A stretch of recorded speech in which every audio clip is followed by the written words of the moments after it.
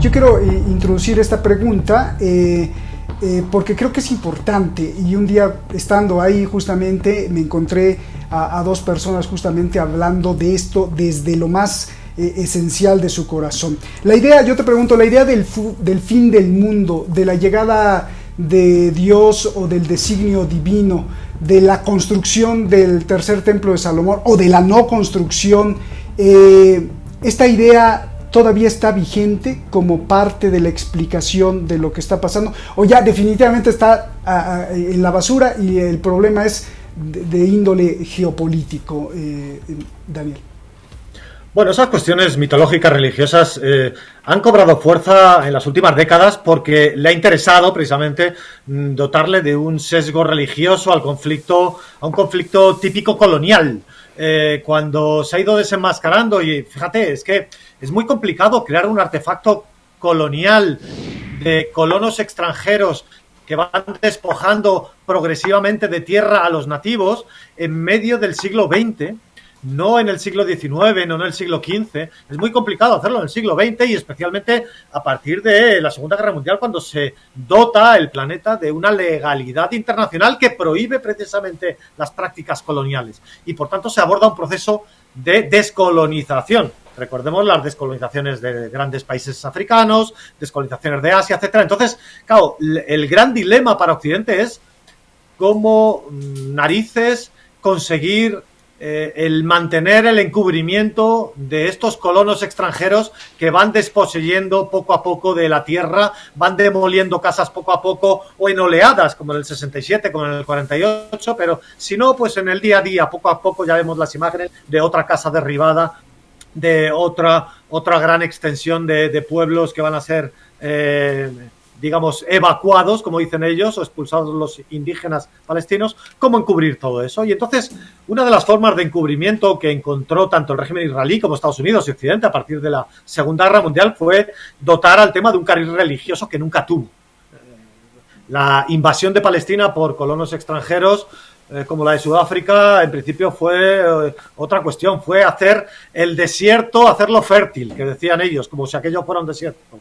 Pero, sin embargo, como eso, el colonialismo ya cayó en desuso o de mala vista, pues hubo que darle este cariz religioso. Y a partir de ahí, pues, el término, el utilizar el fantoche del islamismo y alimentar a su vez Occidente y el propio Israel a bandas terroristas islamistas, para que, fomentando ese terror islamista, pues a su vez pudiera encontrar el régimen israelí legitimación, legitimarse. Mira, si es que ahí están las bandas terroristas islamistas, pues qué mejor que encontrar aquí este oasis de democracia en Oriente Medio. Democracia, por supuesto, democracia, no vamos a negar tampoco la democracia de Sudáfrica durante el régimen de apartheid, era una fantástica democracia de blancos. Y, por supuesto, tenían sus discusiones democráticas entre los blancos, ¿no? Entonces, eso es básicamente el régimen israelí, una democracia de la élite colonial, aunque participen de ella algunos palestinos con DNI o con identificación sionista, ¿no? Pero básicamente es ese tipo de democracia. Entonces, ese es uno de los elementos espejo que se utilizó, el tema del islamismo, por un lado, y otro elemento que se empezó a utilizar. Esto tú lo vas a conocer muy bien, Roberto. A partir de los años 70 del siglo XX, tú recuerdas que en América Latina surgieron movimientos dentro de la Iglesia Católica como la teología de la liberación, algunos elementos dentro de la Iglesia Católica que iban, en algunos casos, contra los intereses de Estados Unidos, que buscaban incluso la búsqueda de ciertas independencias políticas y económicas de países latinoamericanos frente al yugo, voy a dejarlo ahí, no quiero profundizar, frente al yugo norteamericano. Y Estados Unidos, a partir de ese momento, invirtió mucho dinero en muchas iglesias evangélicas a lo largo y ancho de todo el continente sudamericano. Esas sectas evangélicas iban con una misión a Latinoamérica y también han venido con una misión a España, que se han hecho muy numerosas, con una misión muy clara, ideológica, política. No solo de combatir la hegemonía católica que hasta ese momento tenía América Latina, pero también con una mentalidad y una ideología política muy clara. Y entre ellas, entre ese decálogo político que tenían esas sectas evangélicas, está la defensa ultranza del régimen israelí, vamos a decir que por un supuesto milenarismo, como tú dices, por esa llegada, esa aparición nuevamente del Mesías, y en ese momento el reino de los cielos, no soy muy conocedor en profundidades de toda esa mitología, que me perdonen la audiencia, pero eso ha llevado a que haya un gran vínculo entre las sectas evangélicas y el régimen de apartheid israelí de defensa mutua, ¿no? Y de hecho, curiosamente hasta ahora, la contertulia hablaba de la división en la sociedad israelí, ¿no? Porque están los judíos, los árabes, los cristianos. No, perdón, los cristianos dentro del régimen israelí son árabes, son cristianos palestinos. Los palestinos, como dije en la primera intervención, los palestinos han sido musulmanes, han sido cristianos. Hace 100 años también había un porcentaje de palestinos judíos, han sido ateos, han sido anglicanos, evangélicos, palestinos de todos los colores. Entonces, sin embargo, al régimen israelí están empezando a llegar últimamente cristianos, extranjeros, colonos también, vinculados al régimen israelí, especialmente norteamericanos, en esa creencia evangélica de que la llegada del Mesías pues va a traer el reino de Jesús de nuevo, y que para que llegue el Mesías hace falta fortalecer previamente un régimen judío en Palestina.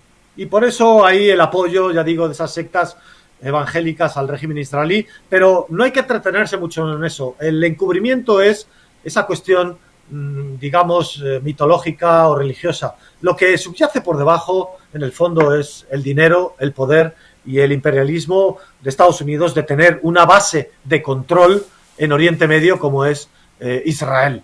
Luego lo podemos seguir recubriendo de mitología, de Hollywood, de religión, de milenarismo, de la llegada del Mesías, etcétera, eso, pero lo que subyace es que Estados Unidos quiere seguir teniendo una base en Oriente Medio, como en un momento dado tenía una base en Sudáfrica con el régimen de apartheid sudafricano.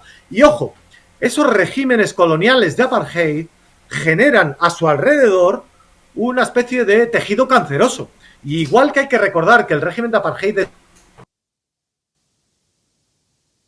que estaban en una situación de controlados o destruidos, recordemos, Namibia estaba asolada por el régimen africano de apartheid, de sudafricano apartheid, o el régimen de Rodesia, que era un régimen controlado también de apartheid por parte del régimen sudafricano.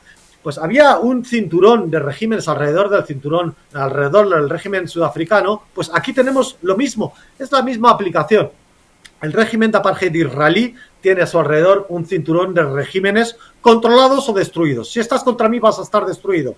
Tenemos Libia, tenemos Irak, tenemos Siria, y si estás conmigo, vas a tener un país controlado. Y entonces tenemos Egipto, comprado con mucho dinero. Ojo, Egipto es el segundo país del mundo que más dinero recibe, ¿después de quién? De Israel. El segundo país del mundo de dinero de Estados Unidos, ¿eh? El primer país es Israel, el segundo, Egipto. ¿Por qué? Pues países, como digo, controlados o destruidos, creando un cinturón alrededor del régimen israelí, una especie de cinturón de protección. Entonces, no nos centremos mucho en el milenarismo, porque realmente lo que hay es una cuestión de geopolítica pura y dura, de seguir controlando las rutas de paso, de control de las fuentes energéticas, de Arabia Saudí, de las vías de paso como el canal de Suez, etcétera. Esa mentalidad de control del centro del mundo, que no deja de ser el centro del mundo, porque ahí es la bisagra de África, Europa y Asia, eso es lo que sigue por debajo. Y sobre eso se crean esquemas de todo tipo.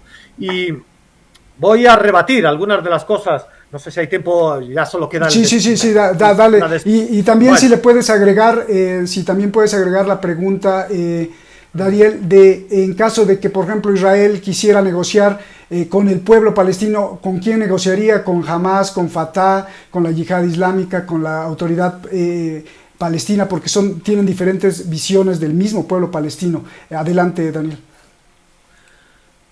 Uno de los grandes éxitos de Israel, que por supuesto ha tenido algunos éxitos, ¿no?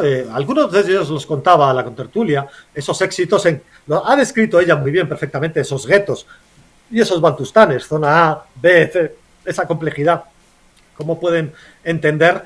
La audiencia ha podido entender perfectamente que que la colonización de Cisjordania, de ese trozo de Palestina, ha proseguido, no hubo nunca ninguna intención. Fíjate que cuando se firmaron estos difuntos acuerdos de Oslo entre opresor y oprimido, bastante ilegítimo es que un opresor y un oprimido tengan que firmar acuerdos. Lo que hay que pedirle siempre al opresor es que deje de oprimir y después que hablen de tú a tú. Pero mientras se está llevando a cabo en tiempo real una opresión entre un violador y una violada, es muy complicado decirle que firmen un acuerdo de entendimiento, ¿no? En todo caso, en esos éxitos que ha conseguido Israel, bueno, está el haber conseguido colonizar toda Cisjordania. En aquel momento, hace 30 años, había 30.000 colonos israelíes en Cisjordania, hoy hay 600.000. Por tanto, han multiplicado por 20, por tanto, es un gran éxito, y esos 600.000 colonos se han apropiado de grandes extensiones de tierra, han encerrado a los indígenas palestinos en esos guetos urbanos que ha descrito muy bien la contertulia,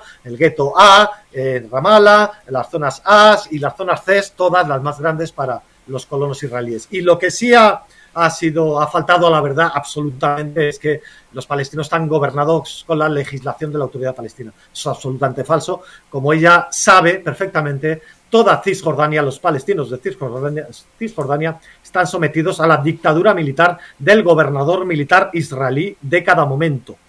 Y ese gobernador militar israelí, como en toda ocupación militar, por otro lado, en la legislación internacional, como sabe también la contertulia, está regulado y estipulado cómo se debe llevar a cabo una ocupación militar de un territorio. Y Jerusalén Este y Cisjordania son territorios ocupados militarmente. También Gaza, por cierto, aunque no haya ningún soldado dentro, está ocupada desde el exterior. Cuando el agente externo tiene control sobre el espacio aéreo, sobre las salidas y entradas fronterizas terrestres, aéreas, marítimas, ese territorio se considera que está ocupado. Por tanto, todo es territorio ocupado por definición legal, que creo que se podría haber molestado la contertulia en haberme rebatido y haberme dicho no es así, porque efectivamente es así. La definición internacional en la ONU, en la Corte Penal Internacional, el Tribunal Internacional de Justicia, en la Haya, etcétera, está definido qué es una ocupación militar y cómo se debe llevar a cabo, y efectivamente Israel la ha llevado a cabo como tal, con una enciclopedia de órdenes militares. Y entonces, Roberto, tú en tu apartamento, que tienes un pequeño jardín, tú quieres excavar un pozo, porque tú sabes que tienes un acuífero debajo de tu casa. Y entonces quieres excavar un pozo, porque es muy agradable en tu jardín, ¿verdad?, tener un pozo, y ahora tú excavas un pozo, y yo, recuerda que yo me he instalado en tu salón de tu casa, recuérdalo, y además me he hecho con la cocina y con un cuarto de baño, y con otro cuarto, y ya te he arrinconado en un único cuarto que te da al jardín, y que de ese jardín también yo te estoy ocupando la mitad, pero bueno, y ahora decides excavar un pozo en ese jardín, porque en medio de tu opresión dices, a ver si por lo menos escucho el ruido del agua y me serena un poco esto, y ahora yo llego con los soldados de la municipalidad de nuestra ciudad y te digo, este pozo que acabas de excavar es ilegal, Roberto, aunque sea en ese trozo que tú consideras que es tu jardín, que no es tu jardín, que mañana va a ser mío, antes o después me lo voy a quedar y te voy a dejar sin la totalidad de tu jardín. Y eso son leyes militares que gobiernan cada día. Y además, por cierto, Roberto, que sepas que en tu cuarto tienes un contador eléctrico para pagar la factura eléctrica que consumes en tu cuartito cuando estás ahí encerrado por la noche, si acaso cuando tienes luz 3 o 4 horas al día. ¿Y sabes a quién le tienes que pagar esa factura eléctrica, Roberto? A la empresa israelí, lo tienes que pagar a mí, no le pagas a una empresa palestina. Y luego esa empresa israelí y el gobierno israelí deciden si ese dinero que tú has pagado por la electricidad se revierte a la autoridad palestina o no, a esos lacayos. Ya he definido antes que la autoridad palestina son lacayos del régimen israelí. En función de cómo se porten esos lacayos, cómo opriman a su vez a los palestinos, le retornan algo de ese dinero o no le retornan algo de ese dinero. Y por cierto, que sepas que el acuífero, la bolsa de agua que hay en tu jardín, yo la voy a estar, en el trozo de jardín que te he ocupado, voy a estar usándola para regar mis plantas, para mi piscina y para mi campo de golf. Tú, como mucho, para un vasito de agua al día. Bueno, esa es la situación de Palestina y eso es lo que al final, otro gran éxito que ha conseguido Israel, que me preguntabas por él, es la destrucción por medio de la cooptación de la dirigencia palestina hace 30 años. Ese fue un gran éxito del opresor, cooptar a los líderes de los oprimidos y que firmasen un acuerdo. Si te fijas, algo parecido en realidad ocurrió en Sudáfrica. Sudáfrica no se descolonizó. Consiguió llegar un presidente negro, consiguieron votar los negros africanos, pero si te fijas, la propiedad de la tierra en Sudáfrica sigue estando en manos de los latifundistas blancos. Las grandes empresas en Sudáfrica siguen estando en manos de los oligarcas blancos. ¿Por qué eso sigue siendo así? ¿A quién le consiguieron esa tierra los latifundistas blancos en Sudáfrica? Obviamente a punta de pistola a los indígenas negros. ¿A quién le consiguieron? Bueno, pues eso, no me voy a extender en eso, pero en todo caso fueron dos fracasos de la descolonización hace 30 años. Tanto el sudafricano, relativo, porque al fin y al cabo un presidente negro llegó al poder, Mandela, y los negros africanos consiguieron votar una persona un voto, y antes o después ese poder económico sufrirá una alteración en el futuro y esa descolonización acabará sucediendo, pero en todo caso en Palestina el gran éxito del régimen israelí fue cooptar al liderazgo palestino y con ello destruir y fragmentar absolutamente lo que era un único movimiento de liberación de Palestina descolonial, como todos los movimientos descoloniales, fragmentarlo en 1000 pedazos. Fíjate, no tienen que hablar con nadie. Ese es el gran embuste de Israel, que le es muy útil, por un lado, la autoridad palestina, y le es muy útil Hamás para decir: fíjense estos espantapájaros, qué terribles son. Uno, un anciano corrupto, el otro son terroristas islamistas, que por cierto solo ejercen el derecho legítimo de la resistencia. Recordemos lo que te he dicho antes, los más de 2 millones de palestinos amontonados a la fuerza dentro del campo de concentración de Gaza pueden ver sus casas, sus olivos y sus naranjos y tienen derecho a regresar, y si se acercan a la valla, a la verja, son ejecutados de un disparo en la cabeza, a pesar de que tienen la legalidad internacional en su mano. Bien, dicho esto, de nuevo, el gran éxito es haber utilizado esos dos espantapájaros, Hamás, Abbas. Israel lo tiene muy sencillo: descolonícese usted y aplique usted una persona, un voto entre el río Jordán y el mar Mediterráneo. Es tan sencillo como eso. Se acaba el apartheid de la noche a la mañana, se acaban los informes del relator de la ONU, los informes del Consejo de Derechos Humanos de la ONU, los informes, las resoluciones de la Asamblea General de la ONU, masivas, año tras año, contra el régimen israelí. Es el régimen más castigado por el único órgano democrático en la ONU, que es la Asamblea General. Ya sabemos lo que es el Consejo Mafioso de Seguridad, ¿no? Pero el único órgano democrático, que es la Asamblea General, masivamente castigado año tras año, el régimen de apartheid israelí. Se caerían de la noche a la mañana todos esos informes, resoluciones, legalidad internacional contra el apartheid y el colonialismo, si simplemente ejerciera una persona un voto. ¿Por qué no lo hace Israel? Porque sabe que obviamente los nativos hoy entre el río y el mar son, como en Sudáfrica, un 51% frente a un 49%. Ese es el gran dilema. Y fíjate, te voy a apuntar una cuestión más. Entre estos grandes éxitos hay un gran éxito que a su vez ha conllevado su propia muerte, por decirlo así, al régimen israelí. Israel en 1967 se enfrentó a un dilema. Hemos conquistado Cisjordania. ¿Qué hacemos? ¿Permitimos un estado subalterno indígena aquí en Cisjordania para los palestinos? ¿O seguimos nuestro motor, nuestro ADN, nuestra razón de ser, que es seguir colonizando como los colonos blancos en Norteamérica, que no se detuvieron en Texas y continuaron hasta el Pacífico, o los colonos blancos en Australia, que no se detuvieron en la mitad de Australia y continuaron hasta el otro extremo? No, el gran dilema lo resolvieron como solo saben hacer los colonos: continuar hasta el límite geográfico. Y esa continuación fue invadir Cisjordania. Y ese gran éxito de invadir y colonizar Cisjordania, hoy con 600.000 colonos, es lo que ha supuesto a su vez su destrucción. Porque hoy no se puede evitar que hay un único régimen geopolítico entre el río y el mar, una única entidad geopolítica entre el río y el mar, que, como dice la contertulia, es un estado soberano. Bien, también el régimen de apartheid de Sudáfrica era un estado soberano. También Yugoslavia existía como un estado soberano. También la Unión Soviética existía como un estado soberano. Eso no quiere decir nada en sí mismo. Los estados nacen, crecen, se desarrollan y se extinguen por fraccionamiento o por conversión en otra cosa nueva. O sea que eso en sí mismo no tiene ninguna validez temporal.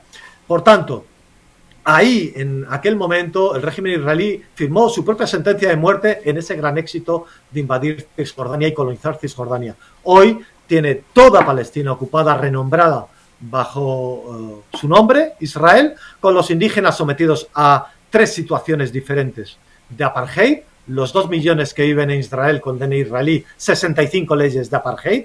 Si tú, Roberto, eres un palestino con ID, con DNI israelí, y te quieres mudar a una cierta ciudad, hay un consejo urbano, un consejo ciudadano, por supuesto, dirigido por judíos israelíes, que va a determinar si tú puedes o no puedes ir a vivir ahí. Y si eres palestino israelí, no te van a dejar ir a vivir. Esa es una de las 65 leyes de apartheid, muy bien camufladas, pero que en definitiva ejercen un apartheid sistémico sobre esos 2 millones, sobre los 3 millones de Cisjordania, dictadura militar, y sobre los más de 2 millones de Gaza, amontonados ahí contra su deseo y a la fuerza, otra dictadura militar aún más terrible y con bloqueo económico. Y entonces, ese es el gran dilema. Tiene un 51% de nativos Israel que van a seguir creciendo frente a un menguante población colona, y antes o después una persona, un voto en todo el territorio descolonizará a Palestina con ese nombre hoy dado temporalmente como Israel. Y no pensemos que esto es algo eterno. No, las colonizaciones llevan un tiempo. España colonizó América varios siglos, Francia colonizó Argelia de forma criminal durante 130 años, Italia colonizó Libia durante unas décadas. Bueno, así son las colonizaciones, a veces duran más que una vida humana, pero estoy seguro que tanto tú como yo, Roberto, en un par de décadas vamos a ver ese territorio sufriendo una descolonización. Gracias, Daniel, por tu explicación. Ya regresaré para la conclusión. Regreso con la conclusión para ti, Marta, y lo que quieras decir. Y yo como conclusión también te pediría, a ver, tú eres experta justamente en este tema, tú eres experta en toda la configuración de Israel y conoces perfectamente al otro bando, sabes cómo piensa, sabes lo que apuntas tú como propaganda y como desvirtuación o tergiversación de la historia, de lo legal, todo eso. ¿Cómo lo arreglarías? Sabiendo ya cómo es la parte contraria, sabiendo cómo es el Estado de Israel, ¿cómo lo arreglarías? Mira, me haces una pregunta complicada porque no han sido capaces en 30 años, en 40 años en ponerse de acuerdo. No me voy a retrotraer a la historia ni a los mitos pasados porque no tiene sentido, porque entre otras razones porque cualquier país, cualquier nación, si tira de sus mitos y de sus héroes nacionales y de revanchas nacionales, pues no acaba, y lo que hay que ser es pragmáticos. Preguntabas al principio si el tema del mesianismo, es que yo escribí hace años un artículo que lo titulé algo así, porque no recuerdo perfectamente, pero algo así como el lugar como Dios lo soñó. Y efectivamente el lugar o la tierra que Dios soñó, pues le ha salido rana, en el sentido de que esa paz, ese lugar de convivencia en el que las 3 religiones y toda la humanidad, de alguna manera, por vínculos afectivos, religiosos, emocionales, se sentía un poco cercana, pues ha terminado ser un lugar de conflicto, de guerra envenenada y de odios profundos. ¿Cómo lo terminaría? Pues mira, yo soy muy radical en este sentido y también soy muy pragmática. Vengo de la escuela realista de relaciones internacionales y por lo tanto creo que coincido en que hay una parte geopolítica que dicta casi todo lo que allí sucede, pero no podemos obviar ni el sentimiento ni la parte religiosa del conflicto, porque nosotros, el contertulio y yo también en parte, tenemos esa cadencia de explicar los conflictos desde nuestra mentalidad occidental, y desde nuestra mentalidad occidental le damos mucha más importancia a los aspectos de poder, de relaciones internacionales, de conflictos que tienen que ver más con la economía. Pero la mentalidad de Oriente Medio es una mentalidad que tiene más lealtades hacia la identidad nacional, hacia la religión, hacia la parte de la religión que profesa, porque cada religión además pueden ser cristianos o pueden ser musulmanes, pero luego hay ramas del cristianismo, ramas del islam, etcétera. Identidades también de tribus, lo que ellos llaman las jamulas, que están por encima de la lealtad a los estados nacionales. Son eso que no me acuerdo qué autor estableció lo de las periferias, el territorio en periferias, pero es que eran territorios abiertos y lo hemos mencionado antes los dos, el contertulio y yo, cuando hemos hablado de la época del Imperio Otomano. Es que los imperios son espacios abiertos donde diferentes etnias, diferentes tribus, diferentes religiones, diferentes formas de entender la sociedad, la vida, la familia, el patrimonio coexisten con sus propias leyes, y eso se acaba cuando se imponen los estados nacionales, que no terminan de ser estados artificiales y formas artificiales de atribución de poder y de soberanía, en un contexto donde la forma de relacionarse los habitantes de ese territorio es otro, es a través más del sentimiento, de la identidad nacional, religiosa, etcétera. ¿Cómo lo terminaría? Yo soy muy radical, como he dicho. Yo creo que los palestinos tienen que asumir que efectivamente existe ya la identidad palestina, existe un pueblo palestino, existe una identidad nacional que tiene que converger de alguna manera en un Estado-nación, ya sea independiente en la parte de Cisjordania, con acuerdos territoriales, que los mapas están establecidos. Si hubiera voluntad política, habría esa continuidad territorial con Gaza por medio de carreteras, de túneles, etcétera, porque se puede salvar las cuestiones físicas si hay voluntad política. El problema es que no hay voluntad política, pero más allá, si hubiera un líder en este momento que fuera aceptado por toda la población palestina, por todas las facciones, por la comunidad internacional, yo creo que hay dos cuestiones que deberían ser, que son innegociables.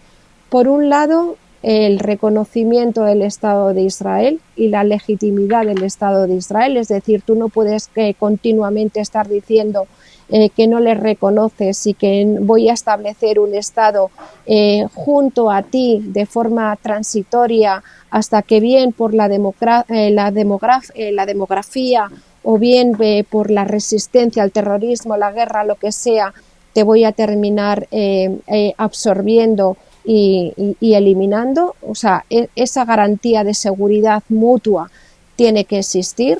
Y en segundo lugar, el tema de los refugiados. ¿Por qué digo el tema de los refugiados?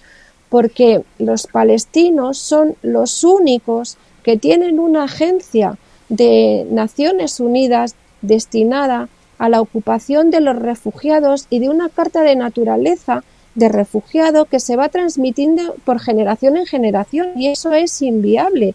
Cuando nuestro contertulio ha dicho que hay 5 millones o 7 millones de refugiados palestinos que quieren volver a su país. Vamos a ver, eso es absolutamente inviable, no solamente para Israel, sino también incluso para el propio Estado palestino si se creara. Ahora, si el futuro Estado palestino quiere reconocer a los 7 millones que vivan en su territorio, fenomenal, pero el ingreso de esas personas en el territorio israelí no es viable. Además, hubo una guerra, sí o sí, ya vamos a dejar si fue justa, si no fue justa, si hubo matanzas, si no las hubo, una guerra civil y una guerra, y en todas las guerras se cometen tropelías, porque desgraciadamente es así.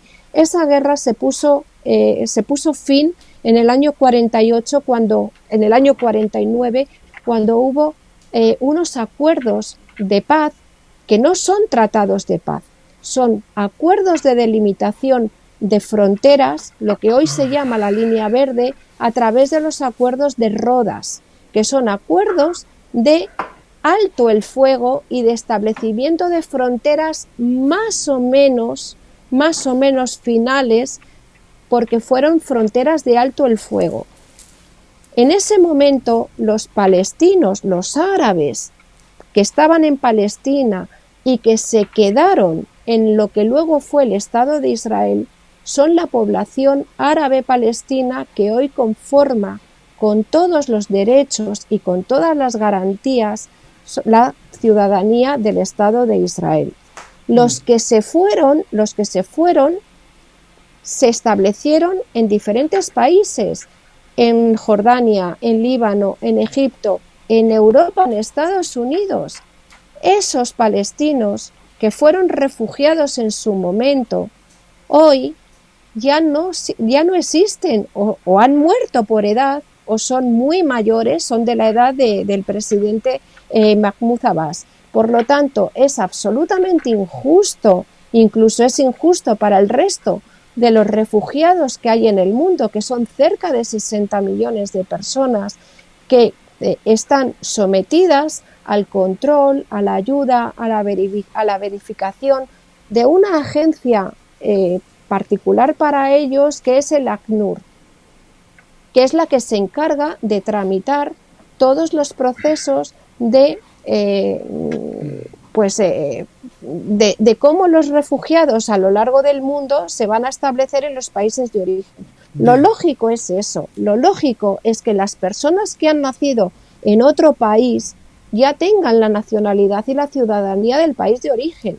O sea, no puede ser libanés, no puede ser chileno, no puede ser español y seguir teniendo el estatuto de refugiado con tu vida hecha, como por ejemplo hablar de campos de refugiados. Vamos a ver, cuando nosotros hablamos de un campo de refugiado, ¿qué tenemos en la mentalidad?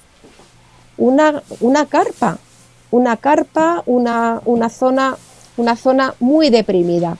Los campos de refugiados, o lo que llamamos los campos de refugiados en Palestina, en la zona de Cisjordania, son ciudades, y donde esas personas que han nacido ya allí, que son palestinas, que han nacido en Hebrón, que han nacido en Tulkarem, que han nacido en Gaza, que han nacido en Ramallah, no pueden ser refugiados bajo ningún concepto. Por lo tanto, la renuncia al hecho de querer reconocer a la parte de su población como refugiado, porque no lo es. Y a partir de ese momento, por supuesto, yo creo que tiene que haber un compromiso regional. Israel, no puede haber un reconocimiento entre dos países sin que la región, Jordania, Egipto, Arabia Saudí, Turquía, pero también Estados Unidos y la comunidad internacional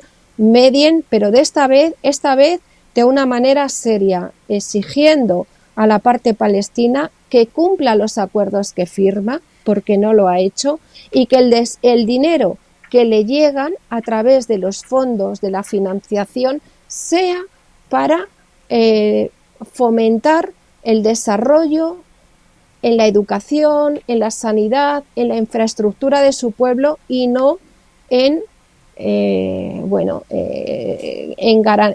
la corrupción de los líderes como hasta ahora, o en cuestiones de terrorismo, porque nuestros oyentes tienen que saber que la autoridad palestina no solamente financia el terrorismo, es que lo promociona. Una sociedad que está criada y que vive bajo el paradigma de la violencia, continuamente está recreándose en un discurso de victimismo que no es pragmático y que no le sale y que no es positivo. Por lo tanto, Israel es una entelequia el que piense que Israel va a desaparecer.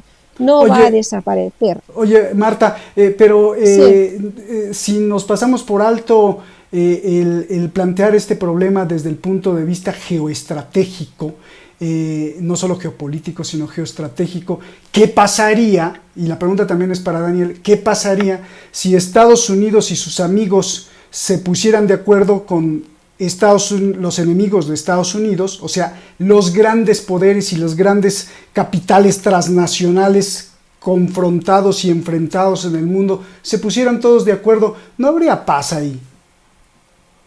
Claro, efectivamente, es que es una cuestión de voluntad, porque la comunidad Pero no solo de internacional... ahí, sino No, es una porque cuestión de cada quien le voluntad atiza, le financia, y pues entonces nunca va a haber, porque si cada quien le atiza, lo coopta, lo financia a ambas partes, pues siempre van a estar en conflicto, porque a las partes supremas que gobiernan el mundo, pues les conviene a lo mejor les conviene que siempre haya conflicto ahí.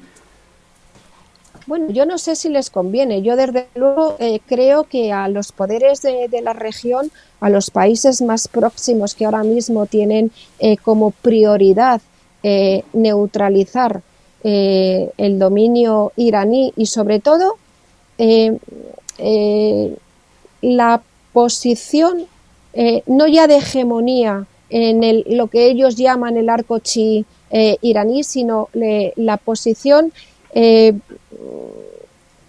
que Irán es un actor que en este momento causa mucha preocupación al mundo suní, porque financia organizaciones terroristas y organizaciones subversivas en toda la región, empezando por Hamas y terminando por Hezbollah y por todos los satélites de Hezbollah que tienen otros países, los tiene en Siria, los tiene en Líbano, los tiene en Irak, los tiene también en la zona del Cáucaso, pero luego además tiene un programa nuclear ofensivo bastante potente y un programa misilístico y de misiles que es muy agresivo, que puede de alguna manera descompensar el equilibrio que hasta ahora armamentístico hay en Oriente Medio. Oriente Medio puede entrar en un cauce de violencia todavía más acusado si el enfrentamiento con Irán se mantiene y si no se llega a un acuerdo de la comunidad internacional, incluido Israel, sobre la neutralización del programa nuclear. Es decir, que lo derive hacia cuestiones civiles, que tiene todo el derecho del mundo, como cualquier país, a tener capacidades nucleares con fines civiles, porque así está estipulado en la Agencia Internacional de la Energía Atómica y en los tratados internacionales. Es decir, que no sea agresivo. Y la causa palestina en este momento es una causa residual en el mundo. Si hay voluntad política en el seno de las Naciones Unidas, en el seno de Estados Unidos y en el seno de la Unión Europea, de cortar la financiación de aquellas estructuras que realmente están siendo las que están engrosando y engordando la cadena de la violencia, empezando por la UNRWA, que es la Agencia de Naciones Unidas. La UNRWA. De refugiados. Sí. La UNRWA es la agencia de refugiados particulares de los palestinos. Es que un niño palestino que hoy nace en un hospital de Jerusalén o en un hospital de Ramallah no es palestino de Ramallah, es palestino de Ramallah y además refugiado. Es decir, es que no tiene sentido. Es una carga ideológica victimista que no termina de acabar con un conflicto que, si es territorial y hay voluntad política, se acaba en el momento en el que los palestinos digan: renuncio a mi deseo de querer recuperar toda la Palestina, destruyendo el Estado de Israel, eliminando la capacidad soberana independiente de Israel en esta zona y creando un Estado junto a ti, en cooperación contigo. Se acaba en ese momento. Pues te agradezco mucho, Marta, muchísimas gracias por toda tu explicación. Nos vamos, Daniel, tu conclusión, por favor. Mi conclusión, bueno, afortunadamente el estatus internacional y la legalidad internacional no depende de la opinión de la contertulia y depende de lo que está establecido en la legalidad internacional. Y efectivamente, fíjate, Roberto, si tú te paseas por Jerusalén Oeste, yo creo que has estado allá, ¿verdad? Me parece en alguna ocasión. Si te paseas por Jerusalén Oeste, sí, es curioso, o por Haifa, por ejemplo, pues ves preciosas casas históricas y, curiosamente, son casas de hace 100 años, 200 años, pero no están los dueños dentro. Hay colonos israelíes, de tercera generación, pero siguen siendo colonos israelíes. ¿Dónde están sus dueños? Sus dueños están en ese campo de refugiados que acaba de negar la contertulia a ese niño palestino que sea dueño de esa casa cuando lo dice la legalidad internacional, que tiene derecho a regresar a esa casa de Jerusalén Oeste vaciado de palestinos, o a Haifa o a otros espacios de lo que hoy se llama Israel, porque ahí es donde tienen derecho a regresar y no al gueto de Gaza. Entonces, afortunadamente la legalidad internacional dice que efectivamente los refugiados se sigue permaneciendo en ese estatus mientras no se cumpla el mandato de su retorno y su compensación. Y fíjate la excepcionalidad que con todos los refugiados del mundo se desea, los de la guerra de Siria, los de la guerra de Ruanda, los de la guerra de Yugoslavia o los de un terremoto, se desea que regresen y las potencias del mundo actúan en favor de que regresen a su territorio de origen lo más pronto posible, reconstruyendo, intentando favorecer la reconstrucción para que regresen. Y sin embargo, que en el caso de los palestinos no. Y la contertulia lo ha dicho muy claramente, es que ya no tienen derecho. ¿Pero qué pasa? ¿Que tampoco tienen derecho en el año 51? ¿O en el 50? ¿O en el 49? Unos meses después de que esa supuesta guerra llena de tragedias, fíjate la tragedia que el régimen israelí expulsó a casi 1 millón de palestinos. Qué casualidad que no fueron expulsados judíos, pero colonos extranjeros europeos, pero sí fueron expulsados 1 millón de palestinos en el 48. Qué mala suerte que la tragedia cayó solo de un lado, ¿no? Entonces, ¿por qué no fueron readmitidos de nuevo un año después? ¿O 2? ¿O 5? ¿O 10? Porque esa fue la primera decisión del régimen racista de apartheid de Israel. No vamos a permitir que los nativos y los indígenas vuelvan a sus huertas, a sus casas, a sus apartamentos. Estas las vamos a ocupar nosotros. Y por eso la tierra en Palestina pasó de ser un 6% en manos de esos colonos que había en el 48 a pasar a ser un 95% en manos de los colonos. Ahora esos 2 millones de palestinos que quedan en Israel solo tienen un 5% de la tierra. Pero en todo caso, afortunadamente, como digo, la legalidad internacional está ahí escrita y no depende de la opinión de la contertulia, que debería ser más letrada en esa legalidad internacional y no en sus opiniones subjetivas. En todo caso, has apuntado otro de los dilemas. La contertulia también ha hablado del peligro de Irán y el programa nuclear. Fíjate, si hay algo peligroso en el mundo es las 200 bombas atómicas israelíes fuera de la legalidad internacional que tiene, vulnerando otra legalidad más dentro de la enciclopédica legalidad internacional que vulnera, desacata y tritura el régimen israelí, pues el Tratado de No Proliferación de Armas Nucleares. Con 200 cabezas nucleares, eso testificado por su científico nuclear Mordejai Vanunu, que a partir del momento en que, filtró ese potencial nuclear destructivo criminal del régimen israelí, fue encarcelado hasta el día de la fecha, que sigue bajo arresto, no puede salir del país, fue liberado de la cárcel, pero sigue dentro del país sin poder salir, ¿no? Un judío antisionista que busca la caída del régimen colonial racista en Palestina y que el futuro de Palestina sea otro con los indígenas de convivencia. Entonces, has tocado un tema.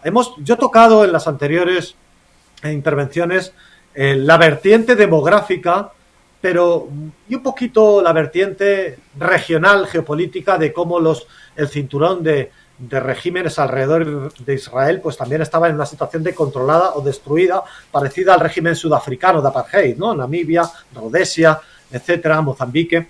Pues aquí tenemos ese cinturón también parecido, pero eso va a ir cambiando, ya está cambiando hace mucho tiempo, y sobre todo va a ir cambiando también porque al final, curiosamente, algunos de esos actores no ha podido controlarlos Israel. Israel, junto con sus aliados, pues, han destruido algunos de esos países que podían ser una cierta amenaza, Irak, Libia, etcétera, pero hay otros actores que no han conseguido destruir. Y sobre todo, en estos tiempos, hay una cosa que se ha, iba a decir democratizado, pero no quiero arrastrar esa palabra, la palabra democracia, por el lodo, ni con el régimen israelí, ni con algo con lo que voy a decir ahora. Se ha popularizado o se ha diversificado, que es el conocimiento tecnológico.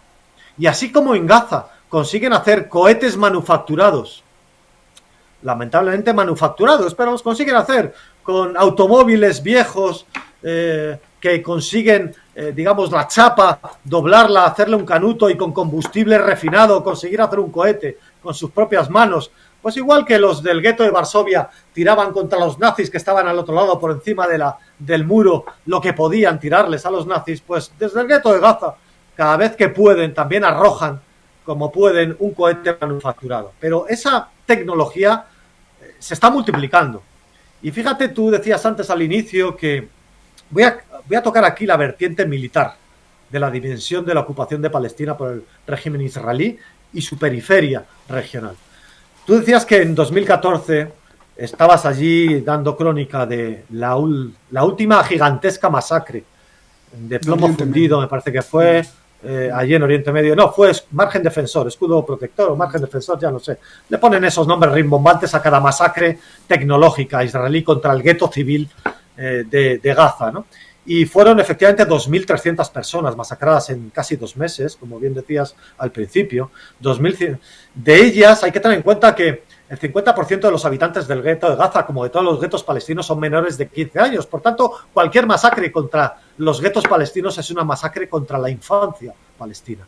Y por eso, en 2014, el régimen israelí asesinó a más de 500 y pico niños. Bien, voy a hacer una comparativa con 2021. En 2021 el régimen israelí volvió a hacer otra masacre sobre el gueto de Gaza. En este caso fue solamente de 10 días. Asesinó a 260 personas, si no me equivoco, 60 de ellas niños, utilizando técnicas de exterminar a toda la familia, asegurándose cuando todos los integrantes de la familia estaban dentro de la casa. Pero bueno, voy a dejar esas menudencias para otra ocasión. Y, sin embargo, al cabo de prácticamente 10 días, el régimen israelí tuvo que declarar un alto el fuego. ¿Por qué? La gran diferencia con 2014 es que en 10 días y en esa popularización de la tecnología, desde Gaza, la sofisticación tecnológica de los cohetes ha alcanzado un nivel mayor. Ya no es la Gaza de 2014 o la de 2008 de solamente arrojar piedras. Ya hace muchísimos años que no entra un soldado israelí en Gaza, ni un tanque israelí en Gaza, porque saben del potencial interno que en Gaza han desarrollado. Y en 2021, en solo 10 días, el régimen israelí tuvo, lo que pasa es que era medio pandemia todavía en esos tiempos y casi pasó desapercibido, pero tuvo todo el espacio aéreo cerrado, todos los puertos, aeropuertos, complejos industriales cerrados y todas las ciudades, incluso la más lejana, Eilat, en el Mar Rojo, alcanzadas por cohetes lanzados desde Gaza. Y al mismo tiempo una sublevación de toda la población indígena en todo el país, incluso en el trozo de Palestina llamado Israel. Los 2 millones de palestinos con DNI israelí también se sublevaron contra la opresión del régimen. Ese levantamiento indígena en común, por todos los medios a su alcance que reconoce la legalidad internacional, las huelgas, las manifestaciones o la resistencia armada por medio de cohetes también, que no es terrorismo ni mucho menos, es resistencia armada ante los F-16 israelíes y los misiles israelíes, pues eso es lo que más aterroriza al régimen israelí.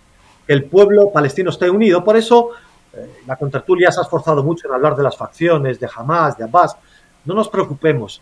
Antes o después llegará ese sujeto político unificador en Palestina. Ahora oye Daniel, perdón que te interrumpa. Sí, acabo ya con la dimensión militar. No voy a volver a tocar la dimensión política destruida. Antes o después llegará ese sujeto único político al que tanto terror tiene el régimen israelí. Pero fíjate, si además del potencial de cohetes de Gaza, que en solo una semana obligó al régimen israelí, provocó 11 muertos en el bando israelí, por cierto, los cohetes lanzados un poco a ciegas, y obligó a plantear un alto al fuego, planteado como una negociación de alto al fuego, pero en definitiva planteado por el régimen israelí. Si sumamos que en Líbano las capacidades de Líbano son miles de veces superiores en cuanto a misiles, drones, cohetes, si sumamos las capacidades, como bien ha reconocido el gran terror de la contertulia aliada de Israel, de Irán, con sus misiles de alta precisión, que fue capaz de destruir una base americana en Irak, la base de Al-Assad, cuando Estados Unidos asesinó en un crimen de guerra al general iraní Qasem Soleimani. La respuesta iraní fue arrasar una base militar en Irak norteamericana con absoluta precisión. Si sumamos esos elementos bélicos, o por ejemplo en Yemen, Yemen ha bombardeado Abu Dhabi a 2.000 kilómetros de distancia con absoluta precisión, refinerías, como una señal al régimen de Emiratos de que deje de masacrar al pueblo de Yemen en alianza con Arabia Saudí. Pues si sumamos esos tres factores, eso componen el elemento de terror que nada tiene que ver con aquel ejército victorioso israelí de los años 40, 50, 60, derrotando en la guerra de los 6 días a un contingente de países árabes como David y Goliat, que era mentira. El régimen israelí siempre tuvo ejércitos mucho más poderosos que los contrincantes, que entre otras cosas estaban liderados hasta por generales británicos que estaban cruzados de brazos y no hacían nada, ¿no? En todo caso, hoy el gran terror del régimen israelí es que solo una lluvia de misiles y cohetes desde Líbano, ni siquiera voy a hablar de Irán o de Yemen o desde Gaza, desde Líbano, puede neutralizar y desactivar a toda la sociedad colonia israelí. La sociedad colonia israelí vive en una estrecha franja entre Haifa y Jerusalén. El 70% de la población israelí colonia vive entre Haifa y Jerusalén en una estrecha franja. Es muy fácil desactivar en un diluvio de misiles, como Israel sabe, y por eso desde 2006 Israel no ha vuelto a entrar en Líbano. Ya fue derrotado en la incursión que hizo en 2006 Israel, y ya ha sido derrotado y sabe que no puede jugar con fuego con Líbano. Con Gaza tampoco juega con mucho fuego. El año pasado hizo una masacre contra la yihad islámica muy contenida en 2022, pero sabe que no puede jugar con fuego ni con Gaza, ni con Líbano, ni por supuesto no mucho más. Entonces, Daniel, el militar está derrotado también. Ahí quería hacerte una pregunta. ¿No será, ya que hablaste de la cuestión militar, no será que alguien perverso, un grupo de perversos de ambos lados, estén traicionando y engañando al pueblo palestino, incluido a los ciudadanos israelíes?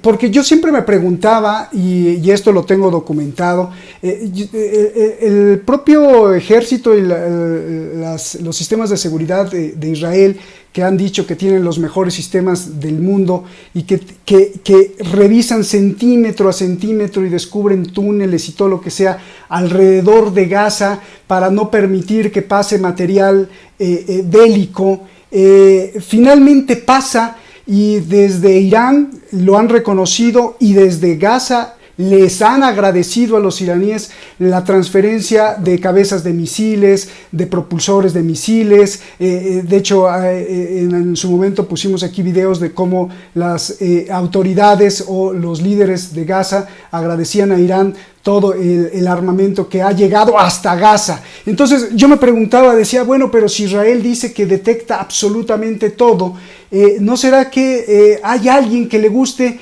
o que necesite de esos de ambos enemigos, tanto de Israel como de Gaza en este caso, para continuar con la existencia de esta, aparte de todos los argumentos históricos, legales que tú ya has dado?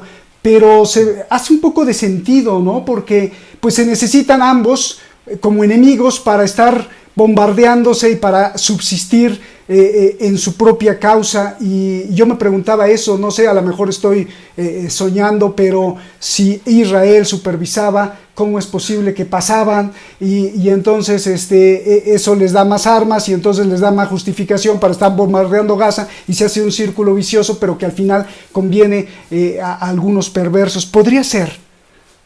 Bueno, es cierto que la monitorización del régimen israelí es muy sofisticada, muy potente, pero eso no ha quitado que haya agujeros, no es perfecta. Y ha habido algunos túneles que sobrevivieron entre Egipto y la Franja de Gaza, por los cuales siguieron entrando algunos materiales y a día de hoy puede ser que todavía exista algún túnel.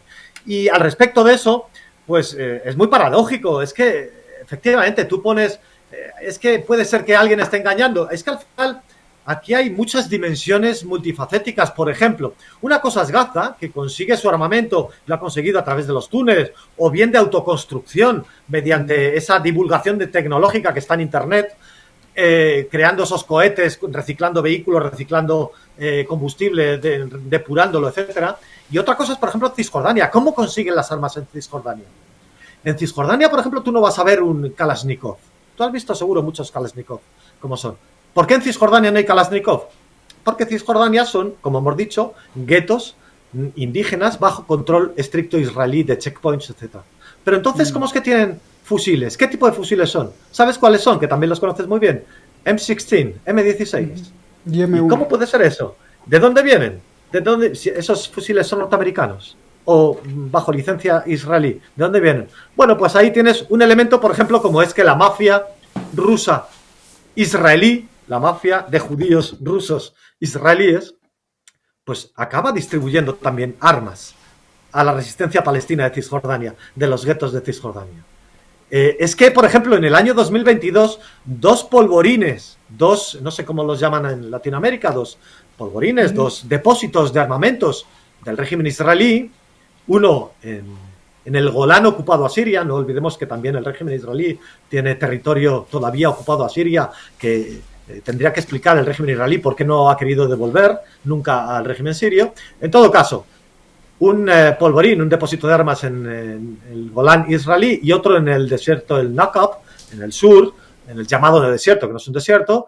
Los dos fueron limpiados de armamento, desaparecieron cerca de 30.000 cartuchos de balas, fusiles y armas desaparecidos.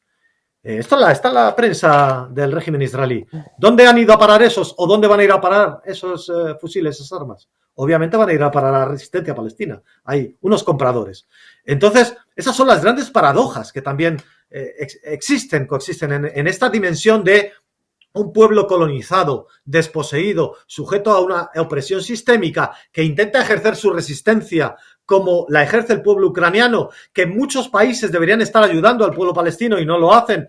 Tú has mencionado de Irán, posiblemente algunos otros, Argelia en el pasado también y algunos otros, pero bueno, en todo caso intenta ejercer su derecho a resistencia por todas las armas, por todas las vías, incluidas las armas, como puede a duras penas, y resulta que alguno de sus proveedores incluso puede acabar siendo la mafia rusa israelí o distintos grupos mafiosos israelíes que le suministran armas a los resistentes palestinos, porque al final el dinero no tiene patria. Y si un grupo mafioso israelí obtiene grandes ganancias de haber asaltado un depósito de armas de su ejército israelí para venderse a los palestinos, lo va a hacer porque el dinero no tiene patria y mañana ese israelí probablemente tiene doble nacionalidad con Francia o con Estados Unidos y se irá cuando los nativos palestinos acaben descolonizando ese territorio, se volverá a Minnesota o se volverá a Londres, a la City de Londres, a vivir plácidamente una vida occidental, ¿no? Entonces, esas paradojas y dimensiones se dan también en este mundo de la resistencia en Palestina y, bueno, no olvidemos que es un proceso descolonizador largo. Si estuviéramos en Argelia en 1950, diríamos, ¿cuándo va a acabar esta masacre de los argelinos por Francia? O si estuviéramos en Sudáfrica en 1980, diríamos, ¿cuándo va a acabar el sufrimiento de los africanos por el régimen de apartheid sudafricano? Bueno, pues estamos en ese proceso de unas décadas vista de que eso ocurra.